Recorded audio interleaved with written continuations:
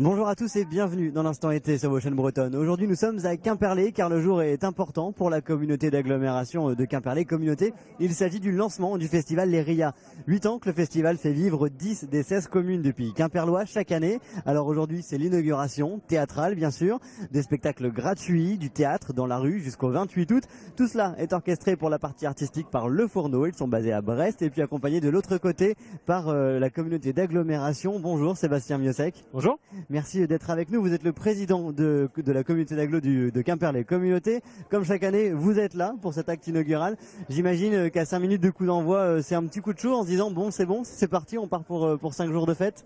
Tous les ans, on passe pas mal de mois à préparer ce moment, préparer ces 5 jours de fête dans le pays de Quimperlé. Le coup d'envoi, l'inauguration, c'est un moment un peu particulier où en convivialité, on invite tous les résidents du pays de Quimperlé, les citoyens, les curieux aussi de culture à venir se retrouver pour lancer le top départ avant les spectacles qui vont vraiment commencer cet après-midi. Le cadre, du coup, joue aussi, il est différent pour chaque spectacle, parfois au bord de mer, parfois en campagne. Alors, c'est vrai que la programmation c'est une recette qui change tous les ans avec Le Fourneau qui est notre complice là-dessus, qui est vraiment à la main sur la programmation artistique et le choix des lieux à nos côtés avec des communes. On essaie de trouver la meilleure alchimie entre des artistes, des spectacles dont des créations de cette année. Donc on essaie de leur trouver le plus bel écrin pour les présenter, tout en essayant de répartir tout ça. On est fait sur 10 communes du territoire qui tournent tous les ans pour que chaque commune accueille au moins une année sur deux un spectacle du festival, ou plusieurs.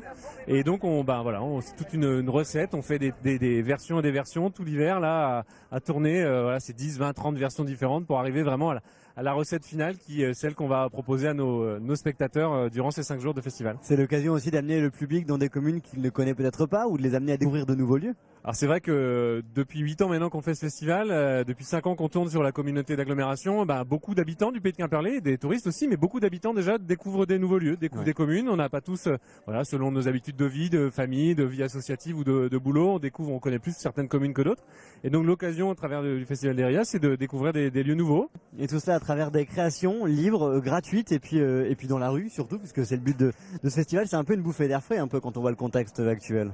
Alors c'est vrai que le contexte est lourd, assez grave. On en a tenu compte aussi. Faut être clair sur l'organisation de ce festival. Les propositions qui sont faites sont beaucoup de choses, qui sont dans la bonne humeur, mais aussi des choses graves, plus graves, qui font parfois réfléchir. Et c'est aussi toute l'utilité de ce festival, c'est passer des bons moments, mais aussi parfois réfléchir et se poser des questions sur ce qu'on fait. Et justement, vous en parliez, un contexte particulier au niveau sécurité. Les préfectures ont mis en place des cahiers des charges poussés en sécurité. Ça s'est passé comment pour les RIA ?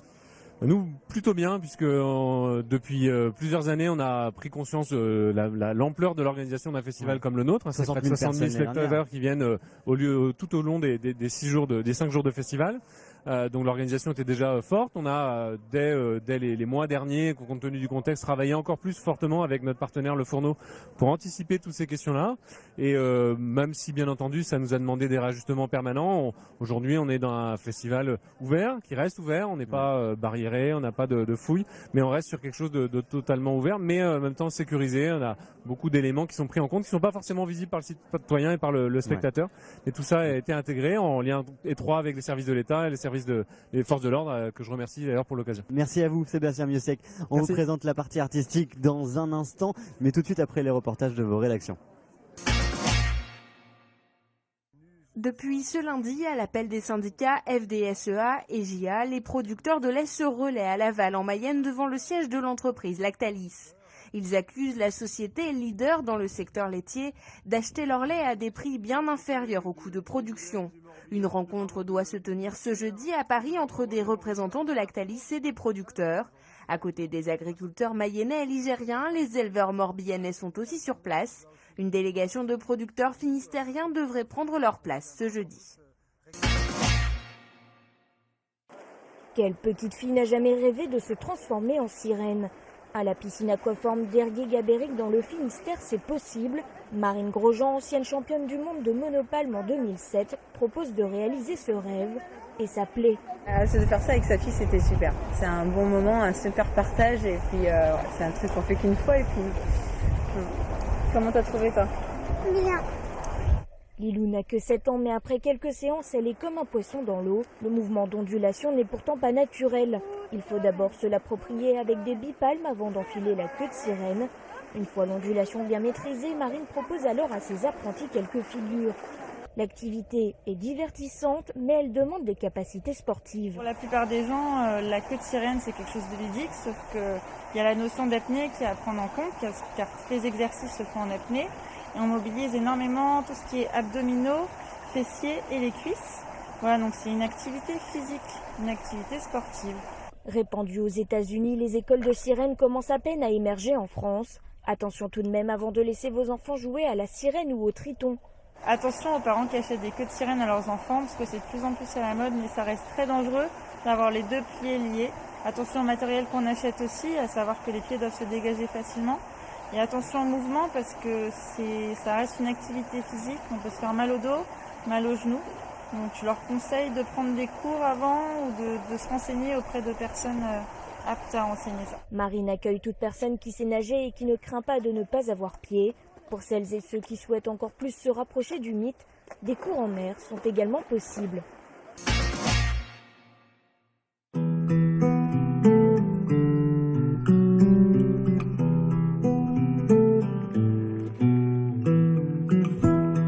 Bonjour messieurs, dames, bienvenue à l'auberge des cerfs de Cléguérec. Donc nous allons aller faire un petit tour dans les parcs ensemble. On va aller voir tout ce qui est cerfs, daims, sangliers. J'espère que ça va vous plaire.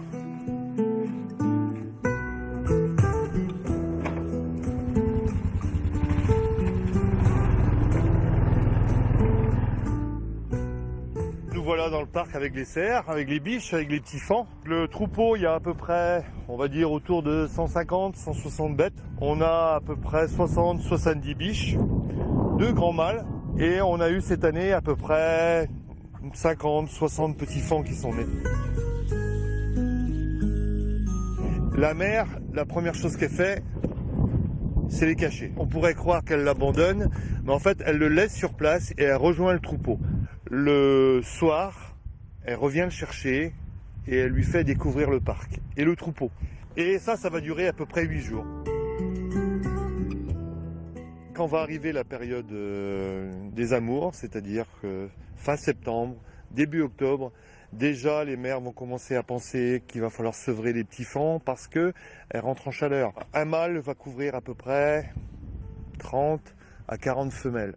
C'est ce qu'on appelle la période du brame, donc c'est la période où les cerfs saillissent. On dit que c'est la période du brame parce que le brame en fait c'est le cri du cerf.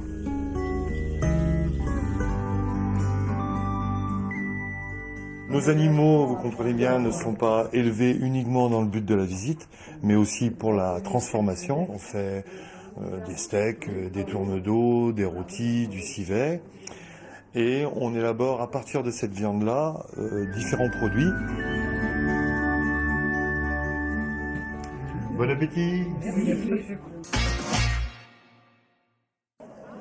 Et on est du coup au milieu du public pour cet acte inaugural avec Michèle Bosseur. Bonjour. Bonjour. Vous êtes l'une des co-directrices du coup du Centre national des arts de la rue, le Fourneau. C'est l'un des 14 centres nationaux. Le vôtre du coup pour la Bretagne, il est à Brest. Une nouvelle fois, vous investissez cette année les communes du pays de Quimperlé pour proposer du spectacle de rue gratuit. Là, c'était l'acte inaugural. Ça consiste en quoi ce moment particulier ? Eh bien, c'est le moment qui donne un petit peu le ton du festival. Donc, on le veut toujours très, très convivial. Ouais. Donc, l'an dernier, on s'était levé à l'aube dans une grande Très tôt tempête. le matin. Très tôt le matin sur la plage de Ternaise. Cette année, on est venu chercher midi à 12h12. Ouais. Et donc bien sûr, c'est aussi un moment où tous les élus sont là, où le public est là et où déjà les associations aussi nous accueillent. Un spectacle où on casse les codes finalement, les élus se retrouvent mouillés un petit peu, Ça, vous un aussi. petit peu. Et puis aussi cette année, on a choisi cette place dite de la chimère, au moins pendant le festival, parce qu'elle est toute nouvelle, elle est toute grande. Et puis, bien évidemment, on a besoin de l'eau. Et donc l'Isole qui est à côté, eh bien, nous rappelle que ce pays des RIA est un pays très très riche en eau, en rivière, en mer, et que, eh ben voilà. Ce festival justement représente l'art de rue, le théâtre de rue, c'est sans doute la forme théâtrale la plus accessible, la plus facile d'accès pour tous les publics. Alors ici dans le Sud Finistère, j'imagine que l'événement représente bien votre façon d'aborder en tout cas cette forme artistique. Tout à fait. C'est un travail, donc on accueille 25 compagnies, on aura 65 rendez-vous répartis sur tout le territoire. Ce qui est et énorme. on est toujours à la recherche des lieux qui font que les spectacles qu'on a choisis sont un petit peu transcendés. Ce qu'on recherche vraiment, c'est de Ces moments d'émotion forts à partager entre les artistes et le public. Des spectacles de très grande ampleur, des spectacles avec une forme plus réservée, plus poétique. Parfois, dans tous les cas, les représentations visent un large public. Une façon aussi de faire sortir les gens de chez eux un peu. Oui, et puis dans toutes nos programmations, on fait, si on peut dire, le grand écart. C'est-à-dire qu'il y a des spectacles, d'abord bien sûr, il y a des spectacles de création, puisque 20 compagnies sur les 25 qui sont présentent leur spectacle de création, mais aussi il y a pour tous les goûts. Chacun peut faire son chemin pendant ces 5 jours de festival. En journée, en nocturne, pour toute la famille, pour les personnes handicapées également. Dans la journée, à midi, pour passer un moment convivial et de pique-nique. Voilà, le festival il est écrit comme une grande balade de découverte, à la fois de lieux et de découverte aussi d'émotions et de spectacles. Vous le disiez, plein de rendez-vous jusqu'au 28 août. Forcément, on s'adresse au public de la communauté d'Aglo ici, mais pas seulement. Ça vise aussi le public breton large, puisque 60 000 personnes l'année dernière. Des liens aussi, puisque les gens vont être invités à participer au spectacle. Je crois que ça va être le spectacle Rigoletto avec les Grooms. Voilà, où on a donc une chorale qui nous vient du Nord Finistère, et puis on a également des gambettes.